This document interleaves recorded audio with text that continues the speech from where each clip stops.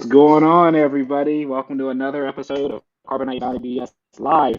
Here with me, nerds. We're here to discuss all things you guys already know. I mean, I'll say the name, but it's a man who needs no introduction. We have him everywhere. We're talking about it. You guessed it, the Book of Boba Fett, officially known as Boba Fett Chapter One. Glad to be here with you guys as always. We have DP Governor Tar-Ken off the bat with us, and hopefully we get our guy SC Hitch on here at some point. But before we even dive into this, because man, I can go talking to this episode for days. I know you guys can. Let's let our guy DP let us know where to find everybody out on our socials. All right, so make sure if you are on our website, make sure that you are going to nerdcyclopedia.com online. All our website links are there on social media and at Nerdcyclopedia. We are on Instagram, Facebook, and also on Twitter. If you are watching us on YouTube and on Facebook Live right now, make sure you're hitting that subscribe button and also that notification button. So anytime that we're on, you know that we're on. Make sure that if you want to leave us some feedback, we're at nerdcyclopedia.com. Oh, we got our man Hitch in the house. What's up? There he is, my man. Yeah, there we go. Make sure that you guys are going on to our Facebook group at Facebook, Carbonite Bounty BS Star Wars, a Star Wars group, and make sure that you are leaving us some feedback on everything that you hear about Boba Fett, all the opinions and feedback that you want to leave us about that. We are on there. Appreciate the intro, and yeah, guys, it's just this is a live video, so I hope everybody's excited. I just watched it again, literally right before we came on air. I'm kind of at a loss for words. We'll get at this. I'm trying to still gather my thoughts on it. I mean, I'll lead with the man himself. Our guy is known as Tar-Ken, but we'll call him Boba Ken today, I guess. So we'll let him lead. We had a chat offline, and he kind of gave us his view. So he has skyrocket expectations. So Mr. Boba, how do you feel about the intro to yourself? So, like I was saying to you guys the other day, they really needed to build this up right, because for me, Boba Fett wouldn't be the kind of like gangster warlord kind of guy. But from the opening sequence, when they went back and forth and shown him in the back of the tank, and then the entire like dragging himself out of the Sarlacc pit, I mean, they started to build this sort of like he was pretty angry when he came out, and then he had to really find himself again, right? And then the whole conflict with the Tuscan Raiders and like that whole ordeal he went through. So he really was trying to get back at something. And when that little Tuscan kid showed him what Jabba was doing to the residents of Tatooine, I think that's where he found a new purpose for himself.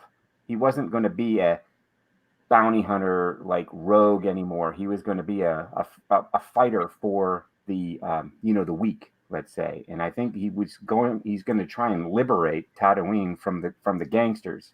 I think that's going to be the ultimate thing. But they did it very well. They eased us into it.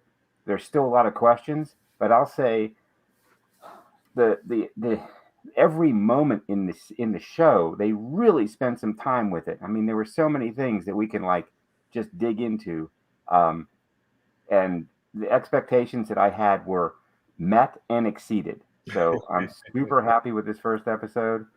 I love the first 10 minutes just with the whole going back and rehashing and showing Boba with his dad and what happened there. And they really connected things, right? They brought everything together like we were talking about. We hope they bring it together and it binds itself into the storyline that we already have.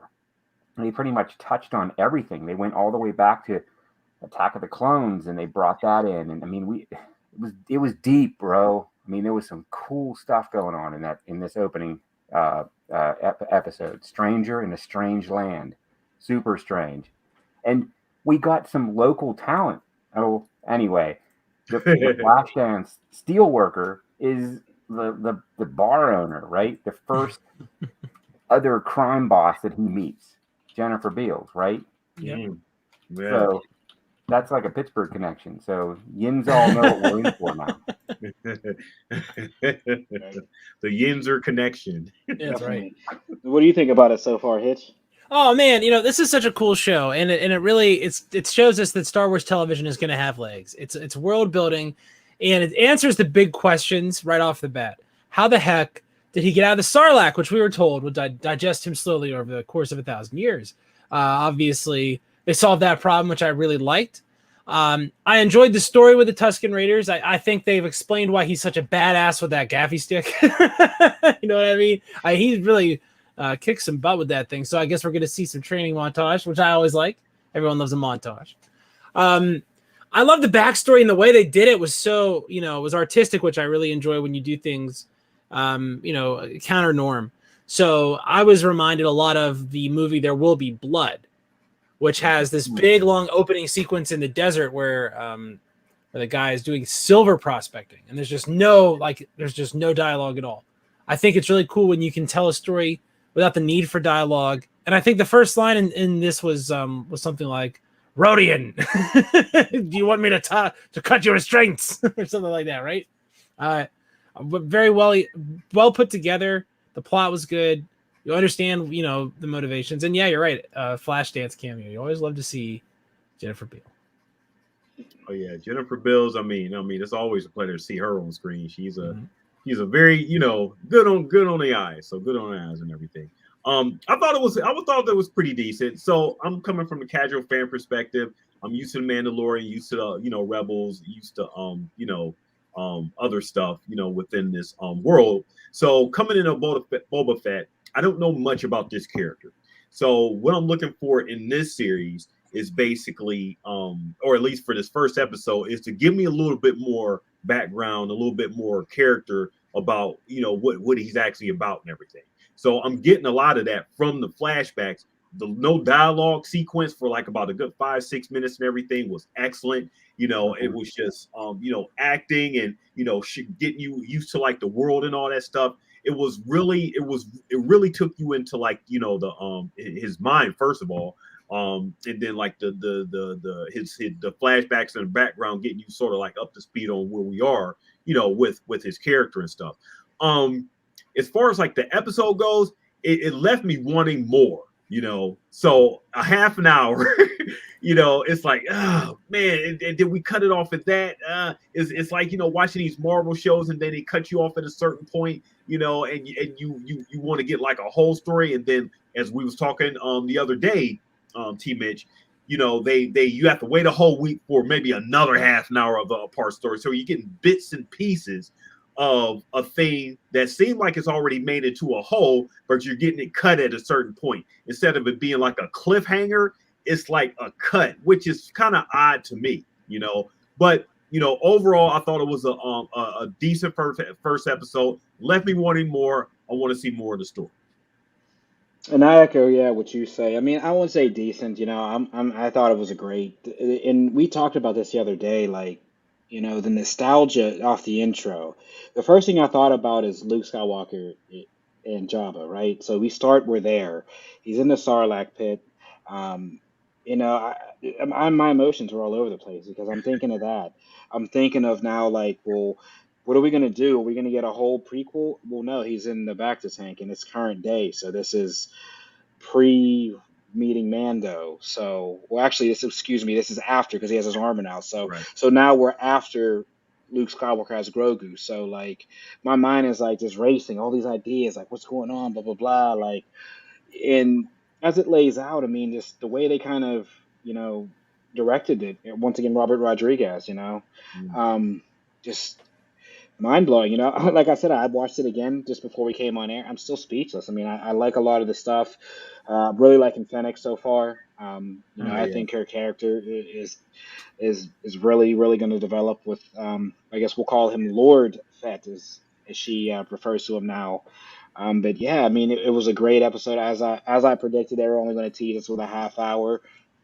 They usually do that for a couple of them, and then they'll knock it up to I think 50 minutes, kind of probably mid season, because I think this is an 8 episode run, so we'll get 7. 8 of this. Is it 7? Yeah, 7. Okay, so yeah, so they'll probably knock it up, and in the finale, we'll probably, I'm guessing, it'll be an hour plus. So definitely, I thought it was a great starter episode. There's so many elements we can get into, but it's nice to kind of learn, what he's been through, to see him, the maturation, the Sarlacc pit thing. I personally, my only gripe would be, like, I understand the Sarlacc digest slow, but to see um, the stormtrooper kind of, with the acid and took a little more damage. Guessing did it happen the same time? I would have seen him a little more injured, kind of like maybe not Anakin level, like burnt, but I was expecting to see a little more acid damage, the armor a little more worn down because it was broken in pieces, obviously. But I was just expecting to see him a little more rough coming out of that. But still, great scene. We got closure to over 30 years of wondering what the hell happened to him, which is a good, conclusion to that. So, yeah, guys, that's my early thoughts. I mean, and let's open the floor as far as some of our theories and some of our thoughts of, as episode one.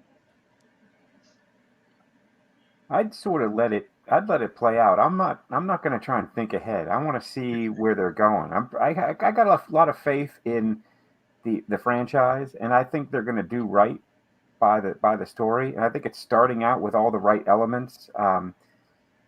I mean, I would like. I'm going to keep mentioning the Tuscan Raiders. I mean, these are people that the character in A New Hope was introduced, and they were brought in little bits through basically all the movies, everything except Empire.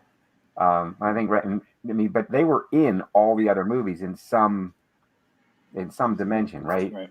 Yeah. And these were interesting people because aside from the humanoids, they were the other primary race of inhabitants on Tatooine. They were the Jawas, but they didn't really. They were sort of the scavengers. They were kind of like in between. I think they were kind of like part of the. Well, I don't know. They fought each other, I guess. There were some instances where the Jawas and the Tuskens were fighting for scraps of whatever, but really interesting people. And you saw the hierarchy, and you saw them as more than just like this evil thing that attacked Luke, right? Now you see them as, you saw the chief, and you saw the leaders, and you saw a family, and you saw children, and they were in different robes and drinking water and other things. So I was super interested in those interactions. I don't know why, but I was like glued. I was like, oh, wow, this is great. Because this is something I never really knew much about. So I'm interested in that. And so in The Mandalorian, we understand that Boba Fett can talk to the Tusken Raiders. So this is how that happens. And Mando talks to them too. So there's some sort of connection that I guess we're going to get, right? Between the Mandalorian or the bounty hunters or whatever and the Tusken Raiders. They're kind of like they understand each other. Max Rebo still has a gig, right, in a bar. That was cool. So after Jabba, I thought that was great. I love seeing those guys on tour. You love to see them still out there. They're so great, all of them. In their hits, but playing them jazzy. Yeah, because the astromech droid was like swinging on the drums, right? Yeah, I appreciate that, and I appreciated that there was a nice guitar solo, like a nice acoustic guitar solo in the Cantina song this time, which was a big deal for me. So I like that they changed that music. The tune, right? And you could hear it too. Yeah. It was like not in the background, but you could hear it. It was like they wanted you to like get into the vibe, like you were in this bar, They classed it up like one of those, like one of those joints, like a cruise ship casino or something like that, where they want it to seem a lot nicer than it is. Yeah, totally. Classic music. Yeah, so my expectations is I'm just going to watch each episode and watch the story build, and I don't really have any predictions per se, but I do think that he doesn't want to be like a leader. I mean, he's sitting on the throne right now, but I think he wants to be a liberator, and he wants to find where the problems are and eliminate them. So I think that's going to be his ultimate goal. Yeah, he's cool from the non-violent perspective tue, because he told Fennec not to, to kill and everything. He wants to. He said alive. Right. One word. Right. One word. Until he slipped that rocket and saved the other one. She got to kill one of them. Yeah, because that's how the other one knows you're serious, and you'll kill him. So you got to do it. But they should have kicked him off. But these guys, these characters are taking punches that are moved, like swinging their whole bodies out like this way and like being fine. So I think that kicking someone off a 2-story building, you know what I mean? When they're jumping all around, they're probably okay. I bet we'll see more of those assassins in the future. Mm-hmm. I love TV. You know, there's certain things about the TV production that make like, there's like brings tropiness into like the interactions with like Jennifer Beal or with like the the underlings. It's interesting how like you can see, okay, well, we're gonna have this episode. We're gonna have this episode with Bosk and all those guys, the Trandosians. We're gonna have this episode with the casino, and this and the opener, the premiere really set the table for all these interesting stories in Boba Fett's world in the present. But I want to talk a little bit more about the Tusken Raiders and how they explored the world of Boba Fett's past. And it's interesting, the way Tusken Raiders have been treated over the history of Star Wars has changed a lot when you think about, how they're first portrayed almost like Indians in the old Western, right? That's how they're almost beat for beat filling that role in the first Star Wars movie. And then we talked about how in the prequel trilogy, they filled in as, well, is it right to murder all the women and children? No, but they really were asking for it, right? That's sort of the way, they're treated. Anakin looked at it. Yeah, that's how Anakin definitely saw it for sure, right? We know that. And now we see this much more sympathetic portrayal of the Tusken Raiders that follows on from season 2 of Mandalorian, where they're portrayed as reasonable and everybody worked together and everything's sort of tied up there. So I really thought that was very interesting to see how like the treatment of that particular group has changed over time. That made me think, hey, this is very different than how we've seen them before. And it's interesting it's good to see this extra dimension to them. It makes all the other interactions the more rich. Yeah, and can I say kudos to the team who developed these costumes? I mean, like, they looked good. Like, when you talk about the Tusken Raiders, I mean, literally, when I saw that intro, I'm literally thinking I'm watching, like, episode 6 again. Like, it's like a newer, like a remake. I mean, I'm just like, this looks so good. The costumes, I mean, I'm just seriously thinking I'm watching episode 6. So we talked about it. I mean, the way they're tying this together, it just, the look of it is just so crisp, so clean. I mean, I like the costumes. I like as you said, the element as we see the Tusken Raiders, because, this is post Return of the Jedi. So the galaxy is, it's kind of in mourning, that they had this giant loss. They were saved by what I'm sure most people understand is now a Jedi Master. So, look, it's the irony of the prequels. The Jedi are basically viewed as villains and they're outcast, right? And now there's this legendary Jedi who has saved the world from a dark, or saved the galaxy from this dark being, right? So, this is murmuring out. Meanwhile, How would you know that though? They did the flyby, and then I mean they had the celebration. I'm sure I don't know if the Tusken Raiders, but I'm sure it's gotten around the galaxy, right? About what it's. But now the Emperor is dead. Yeah, they know the Emperor is dead, but they don't know who did it. Yeah, you don't think the myth of, because I mean, if you read some of the novels, like there was a forced novelization between episode 7 where Luke Skywalker learns his legendary powers. I won't get too far into that, but allegedly he brings like a Star Destroyer down with the Force. He's that strong at this point, so they kind of allude to he's traveling around these worlds and they know of him. So I'll hold on because it is a Disney novelization, so I'm guessing it's part of this canon. So Luke Skywalker was known. So I think that keep in mind we're probably going to see the Lars Homestead, right? I mean, we're going to see everything in this. We're going to Lars Homestead's already burnt by the time I'm talking about as far as when we get there, the setting for it, right? I mean, we're going to see the farm where they cut we saw like the stand-in. Yeah, but the Lars are dead. Yeah, killed by the Emperor 9 years, something like that before. I'm sure we'll see we'll have a pod race scene, right? Because he's a crime lord. Yes. So that's going to be crazy to see that. He's got to go to the pod. Again. Man, I'm so stoked. I'm interested to know. It'll be interesting to see if they ever tell us like how the galaxy sort of greets the news that the Emperor is dead, like what everybody thinks happened. Right. If there's like a mythology that sort of springs up around. And here's my thinking, right? And this is wild. Just you brought this up, Trent. So this is your fault. But the reason I'm thinking this, all right, so who is the war hero of the Clone Wars, right? Anakin Skywalker. And who is the person that's maybe going to get the credit for killing the Emperor? Anakin Skywalker. And, you know, this whole Darth Vader being a completely different person, I mean, they haven't really sorted out who knows who Anakin, like who knows who's in the Darth Vader suit. Right. So, you know, there's definitely, I think, some room as far as like, you know, for us to explore what does everybody think of Luke Skywalker here, like in the immediate aftermath. And I think that it's definitely the most important, like, you know, galactically political event, certainly in the last 100 years, would probably be the death of this emperor.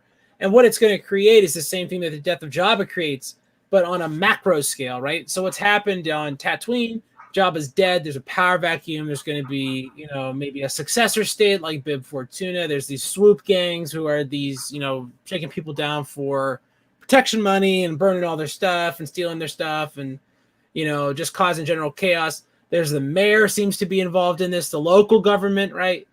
So there's all these different institutions and you know, power brokers that are springing up to fill the vacuum Jabba's left. The same way, you know, governments are going to spring up to fill the vacuum that the Empire has left. Because when you order everything to feed into one person and that person's dead, I mean that by definition, the you know, endpoint for all of your revenue and for all of your, you know, the purpose of your government no longer exists. So much like the governments of, say, Attila the Hun or, you know, the Khan Empire in the second or third generation, you just can't maintain, you know, when you're feeding into one person and that entity's gone, you know, the vacuum sucks in other entities. It's just what happens. So it's interesting that they're portraying that here in a way that sort of gives you an idea of what's happening everywhere else in the galaxy without having to see it. Right. Yeah. Keep in mind, I'm sure we'll see the Night Owl soon and Din Djarin as well. I mean, as soon as I found out that they were doing the flashbacks and where we currently are, I'm like, well, you know, we're gonna see, I'm sure, a crossover, maybe just a short, you know, flash of the Night Owls and Din or something, or a quick meetup, maybe refueling or something on Tatooine or whatever. But I'm just, you know, like I said, that half hour had me with a ton of questions and a ton of excitement. I mean, I was just like Ken said, I don't know. This is the one time he can. I mean, it was a 10 out of 10 for me. I'll give it a 12 out of 10, like he did. Man. It's gonna get. Yeah, I You're gonna. I already mean, gave it a 12 out of 10. I it's a mean, 12. I'll let you have the 12, man, because like if I said, I did. they gotta, I want to see his ship. I want to see Slave One or Boba Fett's ship. No, I mean whatever Boba we're allowed to Fett's call it, ship. Boba Fett's ship. because that's gonna give him mobility. Because all of a sudden now he can leave and go places. So might that change his course? Like, he doesn't want it to sit on the throne. He wants to go and travel now. You know, he wants to maybe explore and liberate other, you know, other systems. Maybe he'll become a new, I don't know, the new empire under Boba Fett rule. Well, keep in mind, though, as Hitch said, and we alluded to this even on the earlier watch-alongs. I mean, with you know the Emperor running everything. I mean, literally, once he, like you said, it was a vacuum, right? So he still ruled over Jabba. I mean, Jabba was making his money, but I'm sure Jabba was still paying the Emperor. Now that Yep. that's gone, you know, as we see now, there's another war breaking out on Mandalore because of the Emperor's death. So now we're fighting for something going on in Mandalore, which may be another series. Now we have this issue on Tatooine of a giant crime lord. I'm guessing one of the vicious in the galaxy under the Emperor, right? Because Jabba was known as a big crime lord. So this is going to mean, as he said, and he doesn't want to rule like him. There's going to be big shoes to fill. And as Fennec said, you know, you can't be this guy in this galaxy. She's traveled the galaxy a lot more than he has. So you can't be this guy that you want to be and rule like this with everybody. And I think that's Yeah. really opening this up for an interesting, you know, multi-planet kind of a journey that we're going on with Boba Fett. I'm excited for it. Oh, and you guys catch up like 88, the Yeah. his like his announcer or whatever. I don't know what role, but 88 was still there. He was one of the torture droids, in Jabba's palace. So they're bringing little snippets back, Gamorrean guards. Wow, Yeah. to see them fight and come to Boba's aid like that. They didn't have vibra swords or vibra blades. They just had regular like meat choppers. But man, I mean, they were fighting, and you saw the passion that they had, because he said to them, when in his court, if I let you live, will you serve me? And they both kneeled down like, bam, yes, because they knew they were going to get respect instead of what did Jabba do? Basically, eat every other one of them that he could, or feed him to a rancor. I mean, it was like, it was a terrible life. So now they know that they're going to get respect and they're going to be fed. And how did she put it? Do you want them cleaned and fed while you're here? Yes. Clean and feed my Gamorrean guards, please. Thank you. Yeah, they should follow right behind them and everything. I love like the fight scene, that beginning fight scene when they finally got to some action, in the episode. That beginning fight scene was good. I mean, everything just looked like, really beautiful as far as like the episode itself. I love the way the sand looked, the outside. I mean, they're really doing a great job with like, those special effects, whatever there. But yeah, I like the whole fight scene and them jumping across like the different it kind of reminded me of what the American Ninja Warrior, going across like the rooftops and stuff. I was like, the roof jumping. I had my eyes. I was thinking about like like you see that on like every movie. Like Taken, Liam Neeson, they do the jumps, and then you're like Prince of Persia's. Everybody has a rooftop kind of scene where you're jumping, building the building, which was really cool. But yeah, it's crazy, like you said too about the production. Just keep in mind, this is shot in that studio with that moving screen. It's like that's so wild to actually makes think it so about. Like, impressive. you know what I mean? You're shooting in this little room with a moving screen and like a little bit of sand that you would think like they're literally in like somewhere in Qatar or whatever, just filming. Like, it's crazy. Yeah, I mean, if you didn't know, like sometimes it's sort of bad having all this inside knowledge and everything, but if you didn't know that that they were shooting in that, I mean, you would just think all this was like done straight on location. That's what I'm thinking. Yeah, I'm thinking they're in like Dubai or some Abu Dhabi shooting this, and it's literally right. Look at our That's little crazy. Look at our little Grogu right there. Yeah, here she is. Padawan. Everybody, welcome. This Padawan. is Georgie. Padawan. Padawan. But you're right. I was thinking about the volume specifically on that night scene, that fight scene. They made it look alien, and that's hard to do for like a singular environment plane where it's just desert. Because we all can conceive of what a desert is. We have deserts here. We have deserts. Yeah. Pretty much, yeah. We're all digging in the sand for like cups of water. Right. And how about, so here's some discussion. So that creature. So it said in the the online information that it was a brand new character, but could that not be an infant coyote dragon? I thought that's what that was. Yeah, for sure. They didn't say it. Like in the online information, they advertised it as a brand new Star Wars character, but I think it's a coyote dragon. And if you watch the end, the Macquarie drawing of the thing, there was a skeleton in the background that was the original like coyote dragon that we saw when 3PO and R2 were walking across the desert. You saw that big line. I mean that. And here's this thing, and they did like stop motion photography with it, like Jason of the Argonauts, all like real sketchy, but I don't know, it looked real to me. I was like, what the hell is that? What did they dig up? And all of a sudden there's this like 4-armed. Oh yeah, it looked like crazy, My daughter was watching, she thought it was like a dinosaur and everything, It's like there's a dinosaur in the sand just popping up out of there. And she did get like a little scared. I was like, okay, it's not real. Oh, it's real. Damn, it's real. It's real. Scratch that, It's all real. Did you catch the foreshadowing of the way he killed him, which is the same way that Leia killed Jabba? I thought that was like the callback was kind of cool. I caught that and I was like, oh wow, like the detail to that. I was like, yeah, she choked Jabba out with the chains. He choked that out with the chains, with the knee in the back, kind of pulling back. So that was something I kind of caught with the parallel to that story. And I was like, oh wow, isn't that that's a nice tie-in as well. I mean, but it was only a half hour, but it seemed longer than a half hour. It was funny because as it was ending, of course, I'm like looking to scroll. I'm like, you gotta be kidding me! It's over already. I need like, give me 10 Yeah, more. Give me 10 that's more, please. and the way they just cut it, because it's almost like they cut it right in the middle of a scene, like you said. I mean, Yeah, it's like right in the middle. So instead of like a cliffhanger, to just leave us like in the next episode, you cutting off right in the middle of maybe him saying about to say something. He's just looking, and all of a sudden, bam, on to like the credits and everything. And here we are, got to wait like another week. right.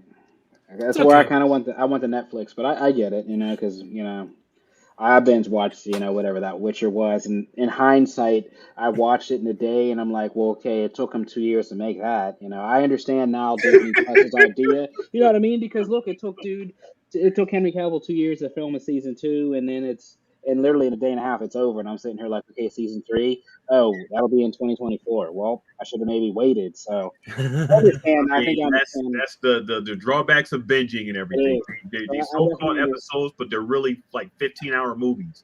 You I know, but understand. that's but with Yeah, this stuff, it's a little different, right? Because like now, the way they have this stuff set up. I mean, if we're doing an episode a week and we already have like let's say another season of Bad Batch and the season of this and the season of Andor and the season of Obi-Wan Kenobi and the season of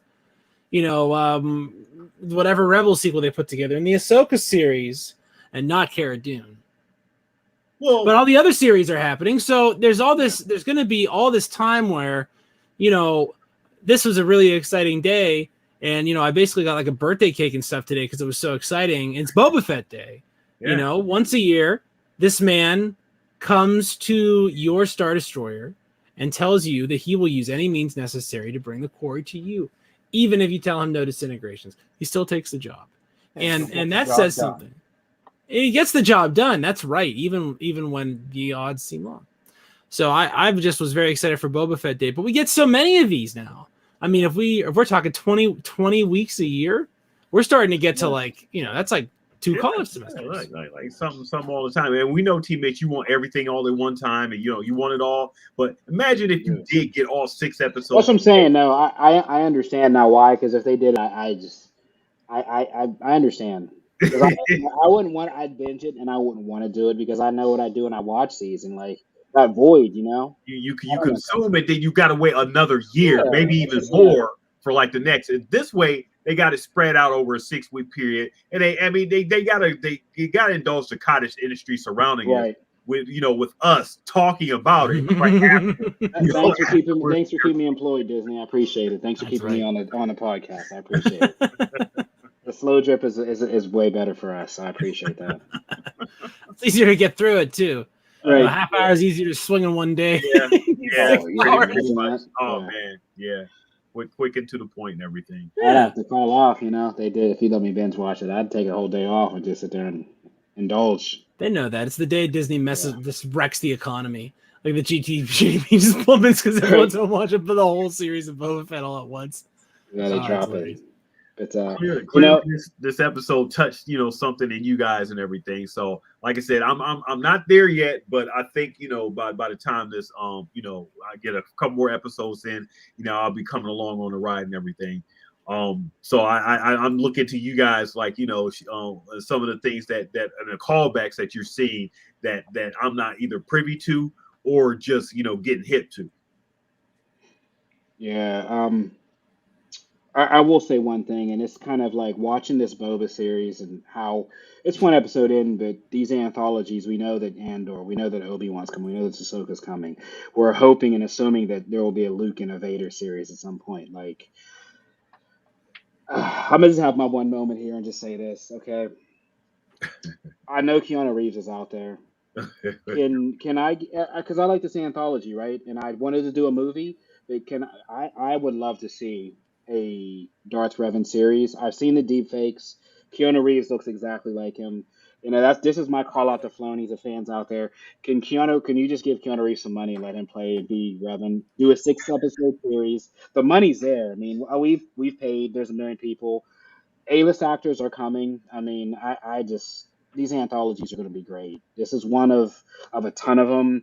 I'd love to see a Revan series. They're just these stories. And DP, you said it. We had this discussion about some other things on previous ones. These like non-movies, kind of series, these anthologies they're doing, these character anthologies. Man, I think this is the way forward. There will be time for movies, obviously, but these anthology Yeah, series, they're to they're me, they're feeding the soul. I mean, they're feeding. oh yeah, They're feeding you right now. I mean, it's the way we consume. Content and everything. And especially in these crazy times about going to like the shows and everything. It's just the way that we're consuming content right now. We want to see the big, large explosions in the movies and stuff. We still want to see that. And like I said, I would just keep saying it before. If these could lead up to something big in the movies, like in a big event, then I'm all for that as well. I'll tell you this though. Like I said, I mean this 30 minutes, and I'm sure Ken alluded to this. This 30 minutes, the feeling I get, and maybe this is me being a Star Wars fanboy, like I can't take it. Like literally, I'm like I can't You take want it. Like everything all at once. 30 it's not minutes. even that. No, Up. I'm just so excited, man. This 30, like there's no, and this is another podcast. I love Marvel stuff, like, but this 30 minutes, it's like an adrenaline. Hey, I know Ken's feeling that, like the adrenaline in me, like fiending. That's the word. Well, I'm fiending, you know man. This what? is You so could go good. back and watch it again. And then I it's like will. for 30 another minutes. 30 minutes and get your feel, like that. Try to get your, get your Yeah. extra 30 You minutes. can watch it and then watch it again. And But it ain't even about the one episode. It's about this production, like this whole Filoni verse. It's everything they're doing. You know what I mean? Like, I don't know how many times I've seen the Mandalorian seasons. Like, you know what I mean? This whole story they're telling, the way they're doing it, like, and I know Ken can, Hitch can't. Like, bro, the feeling that you get from these now, like, I can honestly say, me being a Star Wars, I won't say a super fan. That's pretty greedy, but to be a high, to be a Really? highly Okay. Maybe you're a Supreme fan, no, Number whatever. Yeah, number I'm not one. gonna be that Let's guy. break the facts down. You have a podcast on which you talk about Star Wars every single week, my friend. No. I hate to break it to you. Whether you have the collectibles and the Luke Skywalker action figure in the original packaging from 1978, like maybe some of us could, and some of us don't, whether you have it or not, you, sir, are a man with a Star Wars podcast in your universe. So Right. say what you want about whether or not you're taking super precious fan. time out of your bedtime, to talk about Star Come Wars, on now. at this late hour. Yeah, but let's be honest, Hitch. Like, I'll tell you this right now. This 30 minutes has done more than 3 movies have. I'm dead. Well, I'm dead well, we talk serious. about how Like, oh my gosh. And it well, ain't it's even linked. about It's that. linked thematically to the stuff we've watched before. It's linked plot-wise to stuff we've watched before. We've been talking about the stupid Sarlacc pit in the EU forever because Boba Fett gets exploded and falls in the Sarlacc pit. So where's the get on that? How can he be in the EU later? And he is.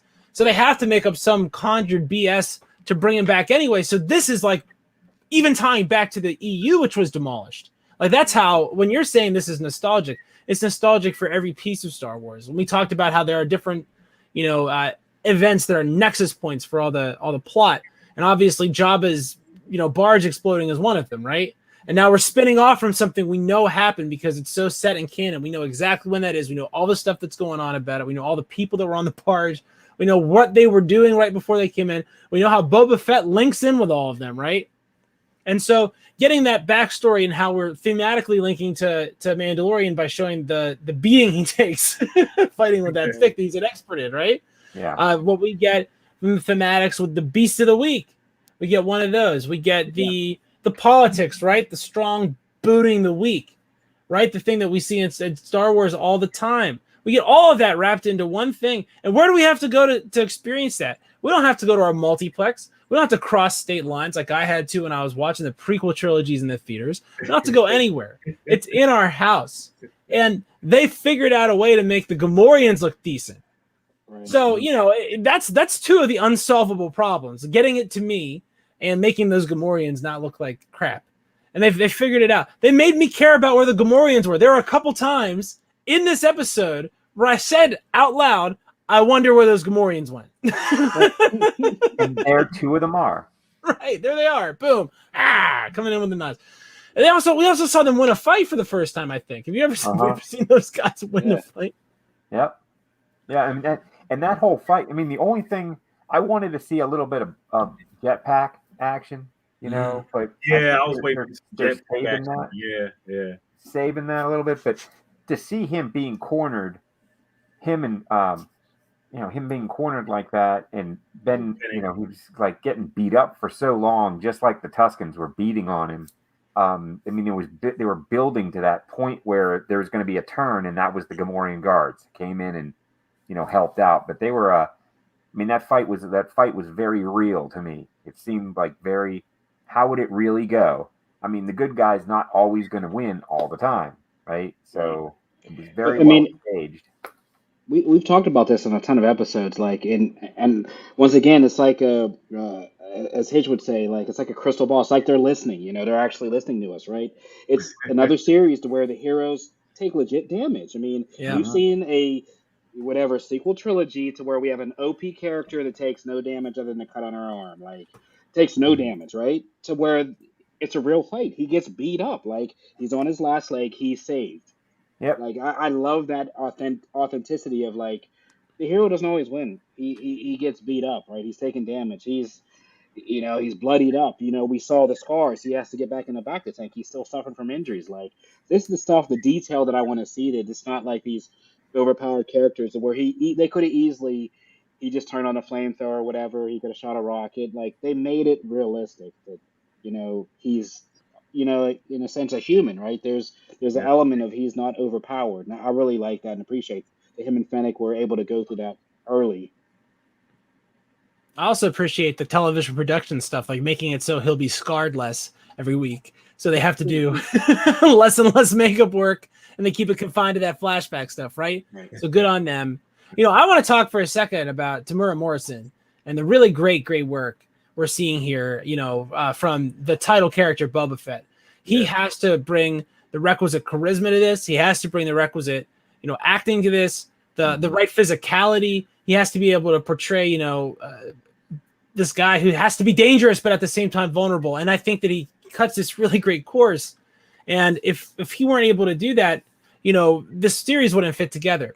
It's one of those linchpin things. And I know he was cast specifically to play Django and all that stuff. So I know that they did that on purpose. But I mean, to see him be able to come back so far later in a different, like, as a direct clone, but not the same guy, right? And be able to bring all the different, like, I want to rule with respect because I've seen what happens when you just try to rule with your fist, right? Yep. Doesn't work because when you roll with your fist, there's always a fist coming at you, and that's what he gets. They explain the origin of all that, and they show you why he wants to do things the way he does. They show you why he's merciful, because he knows once you save someone's life, they're grateful to you. And then we see him be taught that lesson in real time, right? So somehow that Bacta tank knows exactly what memory to show him, which is great for us because we're getting to see the backstory. And they told us most of it here, right? They didn't tease us out over the whole 6-episode run to figure out what happened. I mean, we get it, right? Like what happened? We get it. We're going to see what happened specifically and what happened after that. But we get, he got out of the Starlight Pit. Tusken Raiders took him in after this, and he's fine, right? Boom. Concise, and I love it. I bet if you asked him if he ever thought that he was going to be a star in a series, a Boba Fett and everything, he probably would have never just. If you asked him like that 10 years ago or whatever, when was he cast in? Was it episode 2? That's true. Episode 2 is when he came in. Yeah, that's when he came in, right? Yeah. So we have one comment here from AMP Studios on YouTube saying they weren't expecting the guards to work for Boba. I mean, I wasn't expecting that either. They heavily foreshadowed that there was going to be a betrayal. And the first time I noticed that the Gamorreans were actually gone, right? I was thinking, oh, this is all a big setup because those guys are going to come in on the back. You know what I mean? I thought they were working with the casino people. So that was a really, really cool little wrinkle there. Will they, won't they? Because Boba stuck his neck out. Yeah.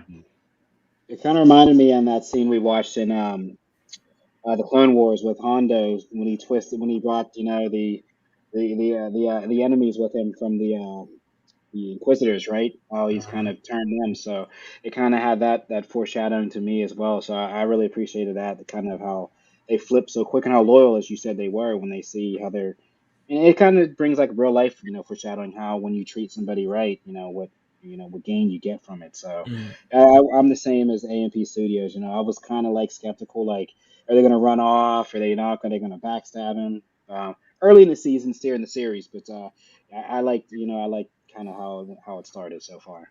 Yeah, I think they're given a new lease on life because, like I said, and we all know, they weren't treated very well by Jabba, so they deserve redemption. I mean, they're a simple people. They can fight. They do one thing very well. Well, they do two things. They're ugly and they fight. They do those very well. And what better way to start building a close knit entourage security than to get these creatures that are ugly and can fight and will respect you, and you treat them with respect and they become loyal. I mean, there's like and we see this in Star Wars all the time, that life death, right? Oh, Jar Jar Binks, right?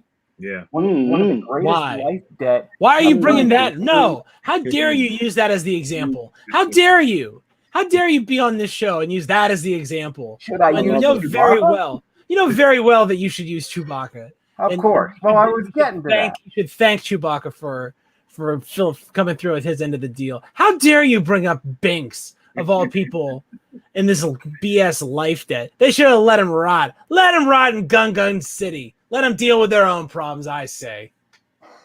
Bringing up Anyway, so I think the Gamorreans, I think they're going to be with him, and I can see Boba Fett like a magnet drawing to him a very powerful sort of security force, because he's going to need it for what he's going to, his the end goal that he's got. I think he's going to need some loyal, ugly, good fighters around him.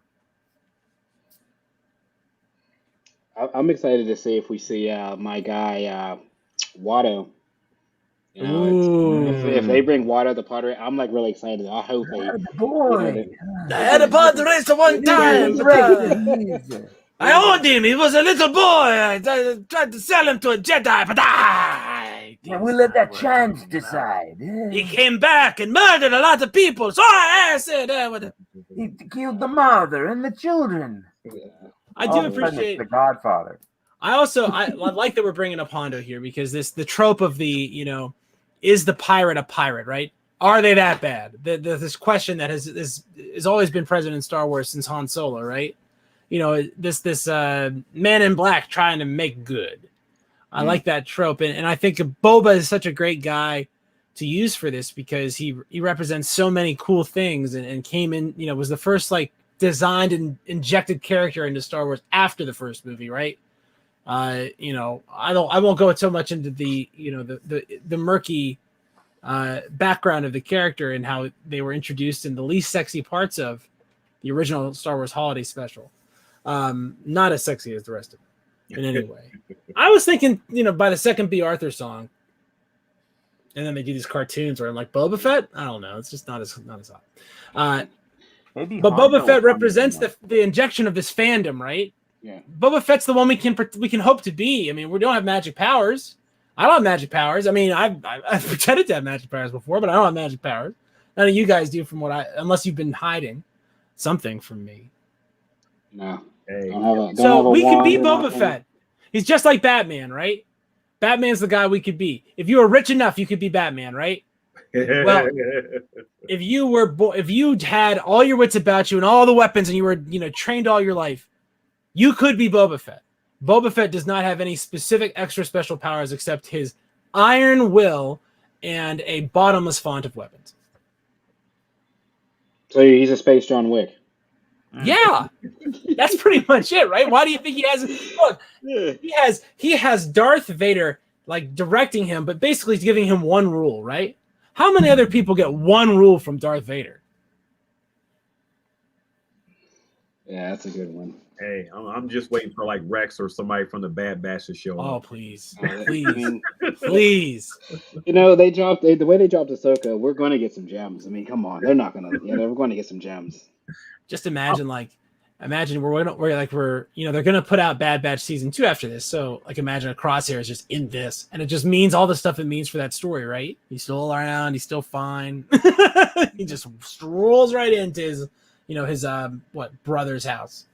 But they're still all clones of Django, so like how would that work? Like, I mean, are they gonna like his sister's still alive? Right, that's Omega, right? There's Still sister's Omega. alive somewhere. And some other clones. they're like twins. They're like identical. Well, they're all identical. Are they all like? I don't know because Is it's he, are they like gonna be cousins some or twins? variation of Morrison? Like he how was are they gonna look? he was an imperfect twin. Remember, he was the imperfect one that was Okay. didn't have the accelerated age. So he was the imperfect one out of all of the bunch. So I'm guessing Omega still would be a child because of it was the age and they had that age thing. This was the only one that was imperfect, and it was one specifically that Django had wanted to assimilate like what a human would be if a human would grow up in life. So she's gonna be, but she's not a child still. She just ages at a regular No, pace, and yeah, everyone she- goes faster. Yeah, So she's the same age as probably as Boba Fett. So you imagine, I mean, I don't know. That would be the thing to do here, right? right. Would be to drop her into this story, but there's no rush to do that because No. if she shows up, then there's pieces of Bad Batch that have to be a certain way. So the way they would have to do that would have to be. I feel like that's a big spend to have Omega show up here because it walls off a lot of plot. Where did we leave Boba off on Bad Batch? Where did we leave him at? I forget. Jail or out of jail. Yeah, We're we going lost back to out. jail. Boba went back to jail in Bad Batch. Okay. Or was there that busted heist that he was trying to be in charge of, and he was like, they sent him back in that box that was in season 7. Was that not in season? I don't know. I feel like I'm. Yeah, that was. Boba wasn't in Clone Wars. He was just in a Bad Batch. Right. Yeah. All right. I got them all. I watched them all this year. Yeah, I mean, so Clone Wars season 7 and Bad Batch sort of like the same. Well, not. Yeah. The They same. happen simultaneously almost. Yeah. Right? Yeah. It's close. Yeah. I don't know. Sorry, guys. I will look it up, or maybe I won't. I don't know. We'll see. We'll see if this keeps my attention for more than the end of the show. Great episode though. I'm Appreciate looking it. forward to more. Sorry, it's going to be 7 episodes. I mean, it's something to look forward to each week now. Now that we got Hawkeye over and everything, and it's something to keep us tied. In this next thing that we're doing, since we're doing like Rebels, the reviews of that, and also going to do like the extended or the movies and stuff coming up soon. So it's a great thing to tie us over. Definitely is. I mean, and then we, as Hitch alluded to, I mean, the series we have coming up. I mean, a lot of content to cover. And the story is getting even better. It's so exciting. It's nice that we have the man of 1,000 faces with us as always. I mean, that's always a good thing to see as we have now. I don't know the name. Boba Ken Fett. Boba Ken. We gotta give something. Boba Ken. Yeah, we'll change it to Boba Ken, I Ken like it. I love it. for this. So Love it. yeah. But yeah, guys, once again, I appreciate everybody. Appreciate everybody watching us live. We love doing these live shows. We'll be back again. Looks like next Thursday. Do this What again. is that? Is that when the next episode is? Next Wednesday Every or Wednesday Thursday? at 3. Every Wednesday at 3 a.m. it drops. Is this Wednesday? Oh yeah, so Wednesday. I'm losing. It is now Wednesday. Still Wednesday for like night, another yeah. 40 minutes. Yeah, so Yeah, you watch Wednesday it night. next Wednesday, 10 o'clock, same time, same channel and everything. Make sure that you bring your friends along. Please do. Or else, because we're a rough group, and you wouldn't want to show up here by yourself, frankly. Definitely not. That would be weird. Don't watch by yourself. But like I said, guys, thanks for tuning in, and we're gonna jet off to a galaxy far, far away. And until next week, guys, this is the way. This is the way. Either way.